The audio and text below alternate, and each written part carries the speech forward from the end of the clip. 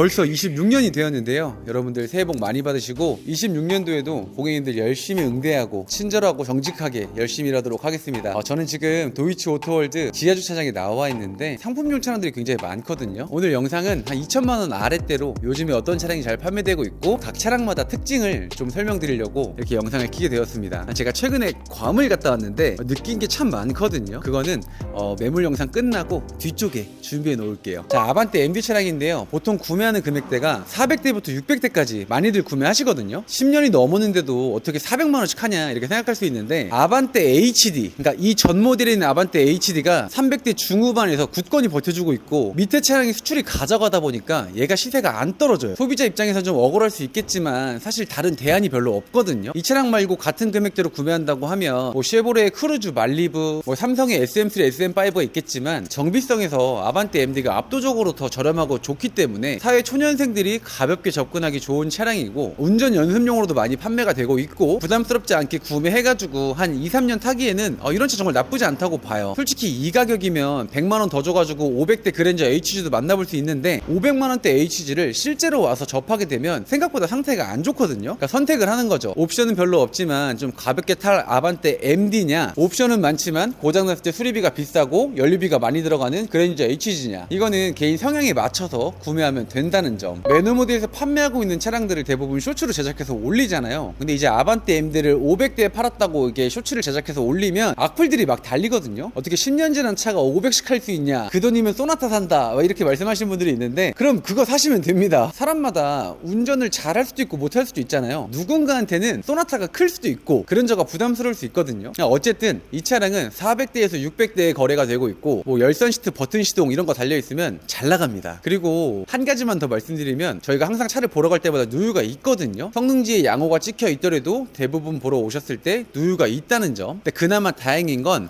아반떼 MD 자체가 누유 수리하는 금액이 그렇게 크지 않기 때문에 구매해서 타고 다니다가 문제가 좀 발생되었을 때에는 100만원 안쪽으로 수리 깨끗하게 잘 해가지고 앞으로도 몇 년 동안 탈 수 있는 그런 차종 중에 하나라는 점. 삼성의 SM6입니다. 약간 검은색처럼 보여도 보랏빛이 살짝 섞여 있어가지고 SM6를 보러 오셨다가 나는 완전 검은색인 줄 알았는데 보랏빛 때문에 안 살래요 하시는 분들 실제로 있거든요. 엔카나 전산에서 이 차량을 골라서 보러 오실 때에는 색깔이 어떤 건지 정확하게 보고 오시는 게 좋을 것 같고, 가격 자체가 많이 무너지기도 했고 한 1000만원 밑으로 600대, 700대, 800대 매물도 정말 많이 판매되고 있어요. 소나타랑 K5랑 비교했을 때 연식도 좋고 키로수도 좋은데 가격도 좋다 보니까 저희도 한 달에 한 10대 이상은 판매하지 않나 싶은데요. 구매하러 오신 분들에게 제가 고질병을 쫙 정리해서 항상 설명을 드리거든요. 몇 가지만 말씀드려보면, S링크 잘 안 눌리고요, 비상등 잘 안 눌리고, 운전석과 조수석 사이에 있는 이 암레스트 수납함이 그 위쪽이 자꾸 덜렁거려가지고 그거 교체하는데도 한 18만원 나오고, 그리고 운전석의 전동 시트 몰딩이 자꾸 빠져가지고 아무튼 막 많아요 문제가. 근데 그런 문제 플러스 뒷자리 승차감 안 좋지, 그리고 미션 튀지, 이렇게 고질병이 많은데도 많이 구매하고 있다. 저런 차를 누가 사 할 수 있겠지만 누군가는 구매하고 있기 때문에 시대가 어느 정도 형성이 되어 있고, 600짜리 사나 1000만원짜리 사나 제가 방금 전에 말씀드렸던 고질병들은 항상 가지고 있다. 저는 개인적으로 그렇게 좋아하는 차량은 아니거든요. 근데 800만원으로 중형 승용차를 구매했을 때 K5, 소나타, SM6 이렇게 비교해보면 얘가 제일 예쁘고 제일 좋아 보이긴 하더라고요. 그래도 저는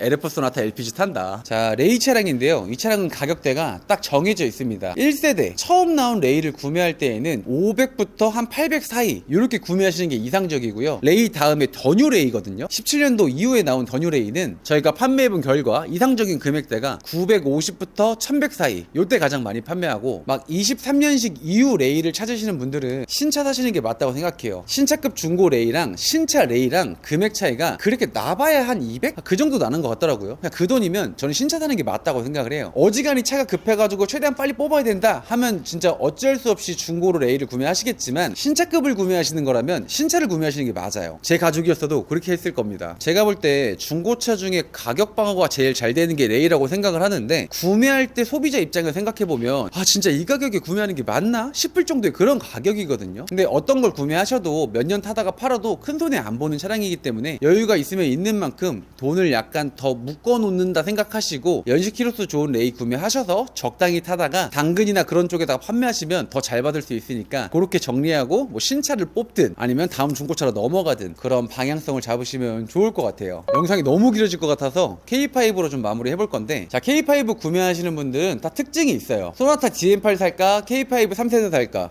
똑같은 차인데 껍데기만 다른 느낌이거든요. 본인이 원하는 디자인의 차량을 고르시면 될 것 같고요. 더 중요한 거는 1.6 살 거냐 2.0 살 거냐, 이게 더 중요할 것 같은데 1.6은 터보고 2.0은 자연흡기잖아요. 제가 만약에 K5 3세대를 산다고 하면 저는 2.0을 살 거예요. 저는 CC가 높으면 높을수록 좋다고 생각하는 사람이기도 하고, 1.6은 터보고 2.0은 자연흡기라고 말씀드렸잖아요. 터보가 달려있는 차량들은 시동을 걸었을 때 더 시끄럽거든요. 시끄럽기도 시끄러운데 나중에 터보가 망가졌을 때 그 수리비를 생각을 해보면 저는 개인적으로 터보차 그렇게 좋아하지 않습니다. 올류말리부 같은 차량들은 1.5든 2.0이든 둘 다 터보기 때문에 그거에 대한 생각이 별로 없는데, 이렇게 자연흡기랑 나눠져 있는 차량들은 저는 개인적으로 자연흡기 탔으면 좋겠고, 1.6 터보를 구매하는 분들이 나이대가 지긋하시기보다는 대부분 젊은 분들이 탔을 가능성이 높다고 생각을 하거든요. 젊은 분들이 나이가 있는 분들보다 훨씬 더 빠르게 달렸을 거고, 관리하는 차원에서도 약간 금전적인 여유가 더 없기 때문에 저는 터보 차량보다도 2.0으로 구매하시는 게 좋을 것 같다고 항상 말씀을 드리는데, 1.6을 고르신 분들이 항상 말씀하시는 게 있어요. 자동차세가 1.6이 더 적게 나온다고 해서요. 직장인들이 자동차세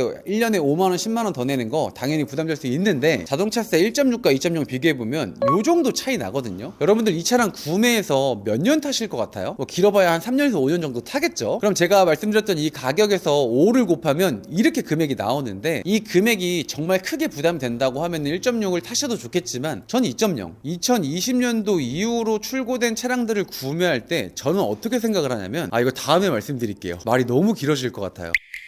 어제 영상을 찍다가 전화가 너무 많이 와가지고 다음날 영상을 좀 이어서 찍는데요. 말씀드리기 전에 제 옷을 좀 보여드릴게요. 너무 귀엽지 않나요? 저희 와이프가 직접 만든 티셔츠인데, 가운데에 저희 아들이 있고, 아들이 좋아하는 뭐 수박, 딸기, 버스, 그리고 째째, 뭐 강아지랑 빵까지 이렇게 만들어줘가지고 오늘 뭔가 이 옷을 입고 일을 하는데 기분이 좋더라고요. 제가 차량 소개를 하면서 여러분들에게 전달하고 싶은 메시지가 또 하나 있는데, 여러분들이 중고차를 고를 때 상태가 좋은 중고차를 고를 수 있는 방법, 자동차는요 20대부터 뭐 70대 까지 정말 다양한 연령대가 다 타고 다니는 물건 중에 하나잖아요. 근데 생각을 해보세요. 20대가 돈이 많겠어요? 40대가 돈이 많겠어요? 당연히 40대가 더 많게 됩니다. 저 20대 때 생각을 해보면 엔진오일 주기가 되면 7만원 10만원 나가는 데에도 굉장히 타격이 컸거든요. 월급에서 이것저것 빠져나가면 여유도 없는데 그 달에 10만원 더 낸다고 하면 굉장히 가슴 아팠던 그 시절이 생각이 나요. 거기다가 막 축의금 하나 껴있고 이러면 뭔가 내 쓸 돈이 확 없어져 보이는, 뭔가 당장 내가 쓸 돈도 없는데 여기저기 돈이 들어간다고 생각하면 머리가 지끈했던 경험이 있는데, 제가 나이가 35이 되다 보니까 엔진오일 주기가 다가오든 차가 망가져서 무언가를 수리하든 그렇게 인생에 큰 타격이 없거든요. 그냥 망가지면 받아들이고 수리를 합니다. 불과 10년 전만 해도 저도 제 차량 엔진오일 갈 때 약간 하루씩 미루고 그랬거든요. 남자가 20대 때 돈이 없는 건 너무나도 당연한 건데, 보통 남자가 30대가 넘어가면 주머니 사정이 조금씩 나아지기 때문에 차량을 더 관리하면 살 수 있다고 생각을 하고, 20대와 30대의 차이점을 또 하나 생각을 해보면 자녀의 유무입니다. 자녀가 있을수록 차 안에서 흡연할 확률이 적어지고, 아이를 태우고 다니는 차량이다 보니까 어느 정도 경정비를 신경 쓸 수밖에 없는데요. 그렇다 보니까 여러분들이 중고차를 구매할 때 전 차주가 젊은 사람이었던 것보다 나이가 좀 있는 사람이었던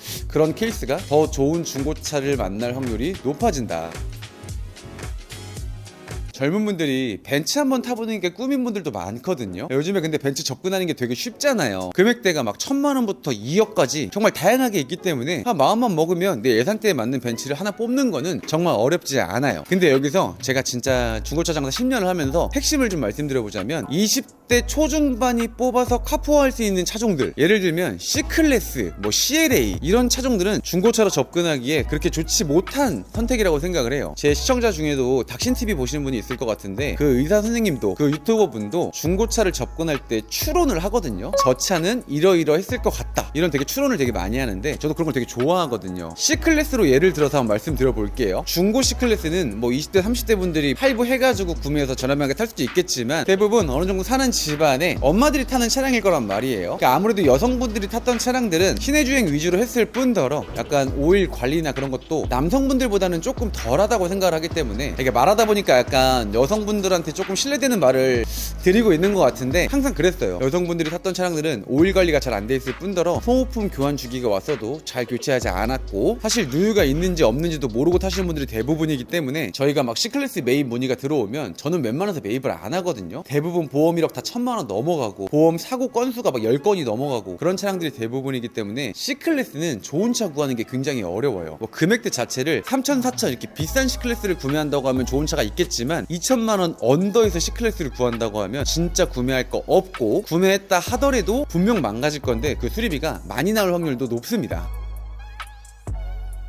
중고차도 몇 대 만나보고 그러니까 좋은 중고차를 구매할 수 있는 확률을 올리는 방법도 아마 안내를 드려봤는데 여러분들이 좋은 중고차를 구매하는 방법은 정말 단순합니다. 예산과 차종을 정하고 와서 그 예산 안에 들어오는 차량을 다 보면 돼요. 여러분들 저희가 이렇게 옷을 구매할 때 사이즈가 S도 있고 M도 있고 라지도 있고 X라지도 있잖아요. 그럼 그 중에서 나한테 가장 잘 맞는 옷을 구매하는 방법은 무엇일까요? 자, 답 나오죠. 다 입어보면 돼요. 옷을 다 입어보면 나한테 가장 어울리는 옷을 찾을 수 있듯이 내가 좋은 중고차를 구매하고 싶다. 그럼 내 예산 안에 들어오는 그 차종을 전부 다 비교를 해보면 됩니다. 근데 왜 저희같이 알선 딜러가 필요한 거냐면 제 영상을 시청하신 분들 중에 중고차를 잘 아는 분들도 있겠지만 차에 대해서 아예 관심이 없는 분들도 많거든요. 그러니까 단적으로 이런 거예요. 내가 출퇴근 거리가 왕복 80km인데 아반떼 탈까요? 소나타 탈까요? 휘발유 탈까요? 디젤 탈까요? 아니면 돈 조금 더 써서 하이브리드 탈까요? 그런 복합적인 내용을 들어보고 고객님 상황에 맞춰서 권해드리는 거, 그리고 권함과 동시에 좋은 차량의 컨디션을 발품 팔아서 찾아드리는 거, 그게 중고차 딜러의 순 기능이거든요. 그냥 단순히 차량 소개시켜주고 스스로 받아먹고 그런 개념으로 접근할 게 아니라 좋은 딜러를 만나가지고 여러 차종을 접해보고 정해진 차종을 여러 대 비교하고 그런 시간을 경험을 해보셔야 되는데 여러분들이 그런 응대를 받아보지 못했기 때문에 중고차 딜러에 대한 신뢰가 굉장히 낮고 차파리 그런 이야기를 하는데 중고차 매너보드에서 한번 차량을 구경해보시면 뭐가 다른지 한번 보여드릴게요. 자, 이제 제가 괌 갔다 온 이야기 할 건데 지금부터 영상은 그냥 제 이야기예요.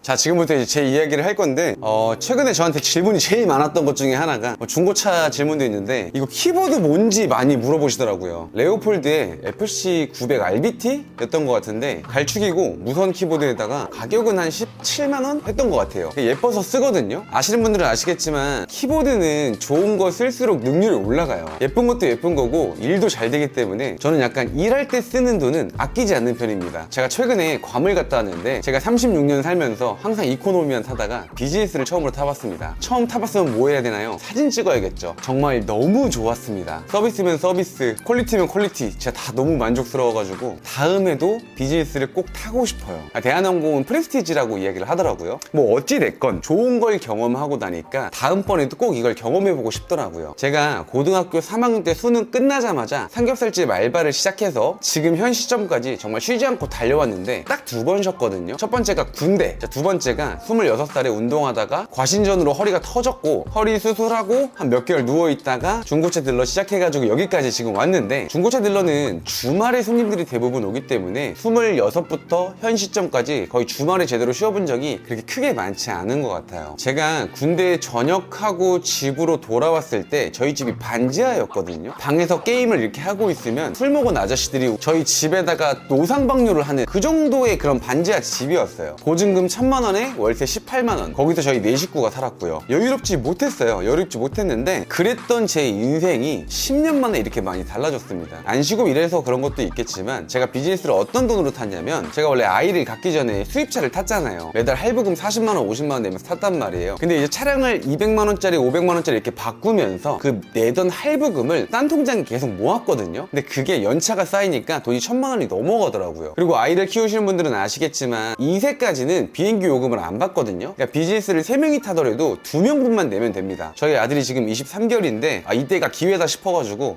이번에 진짜 큰맘 먹고 갔다 왔는데 너무 좋은 거예요. 너무 좋아서 이 경험을 영원히 하고 싶더라고요. 그래서 내가 어떻게 살면 이거를 계속 유지하고 살 수 있을까 이런 고민을 해보니까 답은 하나더라고요. 저처럼 이렇게 머리가 좋지 않은 사람들은 한 가지를 정해가지고 그걸 미친 듯이 하면 결과가 좀 좋게 나오는 것 같더라고요. 그래서 제가 괌에서 돌아온 게 저녁 11시에 돌아왔거든요. 그래서 4시부터 새벽 2시까지 밀렸던 상담 업무를 다 끝내고 다음날이 주말이었는데 7시에 출근해가지고 많은 고객님들 1차 상담하고 영상 또 만들고 또 상담 전화 받고 또 밤 9시에 들어가고 이걸 지금 계속 반복해서 하고 있는데 저도 뭔가 보이니까 계속 나아가는 것도 있겠지만 제 주변 사람들이 저한테 그런 말을 하거든요. 물 들어왔을 때 노 져야 된다고. 근데 저는 물이 들어오지 않았던 상황 속에서도 항상 노를 젓고 있었기 때문에 그냥 일찍 출근해서 늦게까지 일하는 게 제 일상이었기 때문에 사실 막 신년이 됐다고 해서 일을 더 추가해서 한다거나 막 그러지는 않거든요. 여기서 일을 더 추가하면 솔직히 진짜 몸에 부하가 걸릴 것 같아가지고 지금도 항상 제 주위에는 약봉투라든지 이런 커피들이 쌓여 있는데 제가 이거를 자랑하려고 말씀드리는 게 아니라 저 공부도 굉장히 못했고 20대 초중반까지 통장에 뭐 100만 원 이렇게밖에 없었는데 열심히 살다 보니까 기회가 왔고 그 기회를 놓치지 않으려고 밤낮 없이 계속 일을 하고 있는데 삶이 조금 막막하거나 앞이 좀 깜깜하다 싶으신 분들도 되게 많잖아요 요즘에는. 근데 그런 분들이 저라는 사람을 보면서 아 저놈도 했는데 나도 할 수 있다 그런 동기부여가 좀 되셨으면 좋겠고 제가 매번 말씀드리지만 저는 한 번 사는 인생 되게 재밌고 열심히 그리고 행복하게 살고 싶다고 말씀을 드렸는데 저는 앞으로 계속 그렇게 살 거니까 제 영상을 시청하시는 분들도 각자의 소신대로 열심히 재밌게 사셨으면 좋겠습니다. 감사해요. 다음 영상에서 또 뵐게요.